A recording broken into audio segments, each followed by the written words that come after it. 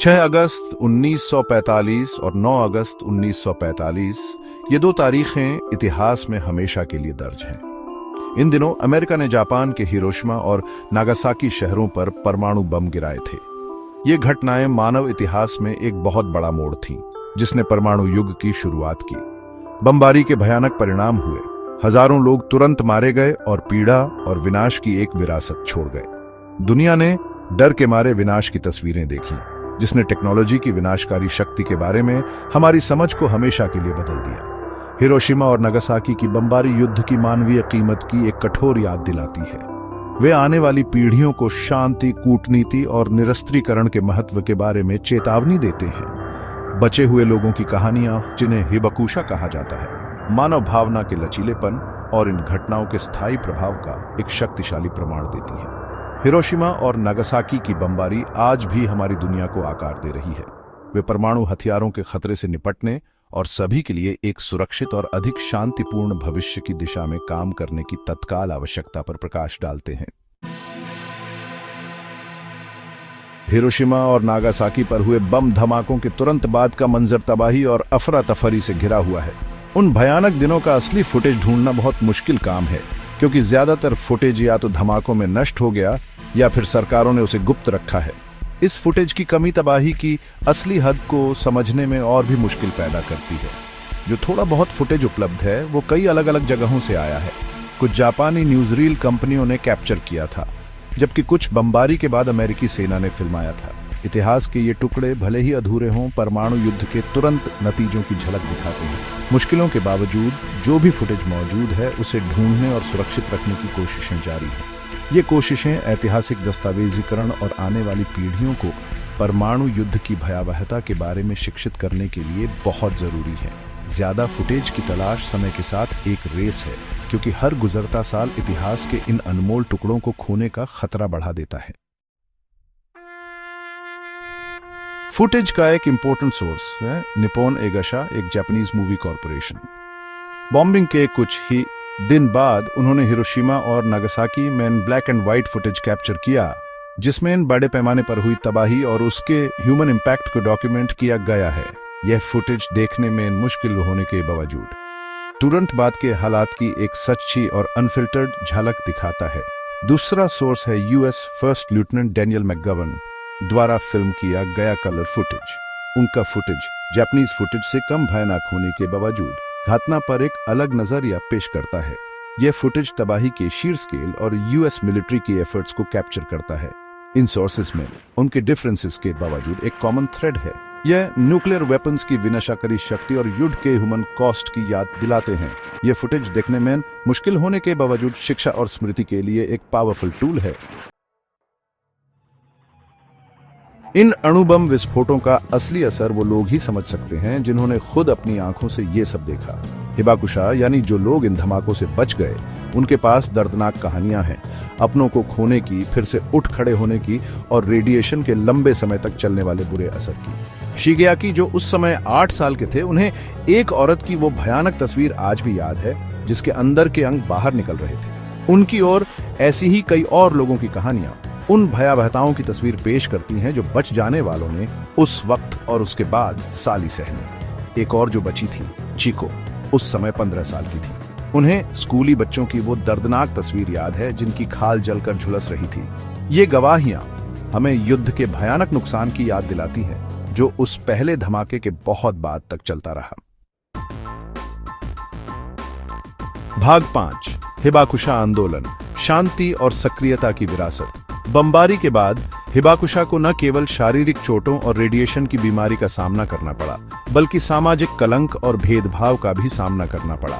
इन चुनौतियों के बावजूद वे शांति और परमाणु निरस्त्रीकरण की वकालत करते हुए हिबाकुशा आंदोलन बनाने के लिए एक साथ आए। 1956 में औपचारिक रूप से शुरू किया गया हिबाकुशा आंदोलन परमाणु युद्ध की भयावहता के बारे में जागरूकता बढ़ाने और परमाणु हथियारों के उन्मूलन की वकालत करने के उद्देश्य से किया गया था। उन्होंने अपनी कहानियां दुनिया के साथ साझा की, इस उम्मीद में कि ऐसी त्रासदियां फिर कभी न हों। परमाणु हथियारों पर अंतर्राष्ट्रीय राय को आकार देने में उनके प्रयास महत्वपूर्ण रहे हैं। हिबाकुशा आंदोलन सामूहिक कार्रवाई की शक्ति और अन्याय के खिलाफ बोलने के महत्व का प्रमाण है। छठा भाग, नोबेल पुरस्कार, परमाणु मुक्त दुनिया के लिए हिबाकुशा के संघर्ष को पहचान। 2022 में हिबाकुशा आंदोलन, जिसका प्रतिनिधित्व निहोन हिडांको हिबाकुशा संगठनों के एक महासंघ ने किया, को नोबेल शांति पुरस्कार से सम्मानित किया गया। इस प्रतिष्ठित पुरस्कार ने परमाणु निरस्त्रीकरण के प्रति उनकी दशकों लंबी प्रतिबद्धता और एक सुरक्षित दुनिया बनाने के उनके प्रयासों को मान्यता दी। नोबेल पुरस्कार समिति ने परमाणु हथियारों के खिलाफ उनके साहसिक अभियान के लिए हिबाकुशा की प्रशंसा की और ऐसे किसी भी हथियार के इस्तेमाल के विनाशकारी मानवीय परिणामों को एक मानवीय चेहरा देने में उनकी भूमिका के लिए। इस मान्यता ने वैश्विक मंच पर उनके संदेश के महत्व को उजागर किया। यह पुरस्कार परमाणु हथियारों के निरंतर खतरे की एक शक्तिशाली याद दिलाता है और निरस्त्रीकरण की लड़ाई जारी रखने के महत्व को दर्शाता है। इसने हिबाकुशा की कहानियों और शांति के उनके अटूट प्रयास पर नए सिरे से ध्यान आकर्षित किया। सातवां भाग, हिरोशिमा और नागासाकी को याद रखने का महत्व। हिरोशिमा और नागासाकी पर बमबारी केवल ऐतिहासिक घटनाएं नहीं हैं, ये मानवीय संघर्ष के विनाशकारी परिणामों और परमाणु युद्ध के हमेशा मौजूद खतरे की कठोर याद दिलाती हैं। इन घटनाओं को याद रखना अतीत में उलझे रहने के बारे में नहीं है, बल्कि इससे सीखने और बेहतर भविष्य के लिए काम करने के बारे में है। हिबाकुशा, परमाणु बम से बचे लोग की कहानियां युद्ध की मानवीय कीमत और शांति के लिए प्रयास करने के महत्व की शक्तिशाली याद दिलाती है। अकल्पनीय पीड़ा के बावजूद उनका लचीलापन और दृढ़ संकल्प हम सभी के लिए प्रेरणा है।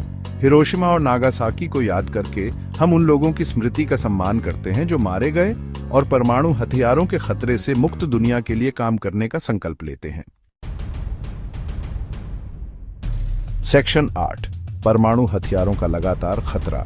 हिरोशिमा और नागासाकी की भयावहता ने परमाणु निरस्त्रीकरण के लिए एक वैश्विक आंदोलन को जन्म दिया, लेकिन 21वीं सदी में परमाणु युद्ध का खतरा अभी भी बना हुआ है। भू राजनीतिक तनाव, तकनीकी प्रगति और परमाणु हथियारों का प्रसार वैश्विक सुरक्षा के लिए महत्वपूर्ण चुनौतियां पेश करते हैं। नए और अधिक शक्तिशाली परमाणु हथियारों का विकास इन हथियारों के गलत हाथों में पड़ने के जोखिम के साथ एक खतरनाक और अस्थिर वैश्विक परिदृश्य बनाता है। परमाणु विस्फोट के संभावित परिणाम इतने गंभीर हैं कि उन्हें अनदेखा नहीं किया जा सकता। ये जरूरी है कि अंतर्राष्ट्रीय समुदाय इस खतरे से निपटने के लिए मिलकर काम करे और परमाणु युद्ध के जोखिम को कम करे। कूटनीति, हथियार नियंत्रण समझौते और परमाणु हथियारों से मुक्त दुनिया की खोज एक सुरक्षित भविष्य सुनिश्चित करने के लिए आवश्यक है। भाग 9, हमारी साझा जिम्मेदारी, एक सुरक्षित भविष्य बनाना। हिरोशिमा और नागासाकी की सीख सीमाओं और पीढ़ियों से परे है। यह हमें याद दिलाते हैं कि ऐसी क्रूरताओं को फिर कभी न होने देने की जिम्मेदारी हम सबकी है। एक सुरक्षित भविष्य बनाने के लिए शांति, समझ और निरस्त्रीकरण को बढ़ावा देने के लिए सामूहिक प्रयास की आवश्यकता है। इस प्रयास में शिक्षा की महत्वपूर्ण भूमिका है।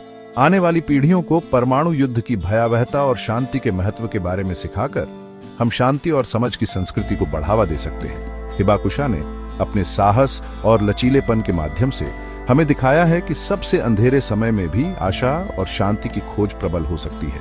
उनकी विरासत एक शक्तिशाली अनुस्मारक के रूप में कार्य करती है कि परमाणु हथियारों के खतरे से मुक्त दुनिया बनाने में हम सभी की भूमिका है। मिलकर काम करके हम उनकी स्मृति का सम्मान कर सकते हैं और सभी के लिए एक सुरक्षित और अधिक न्यायपूर्ण दुनिया बना सकते हैं।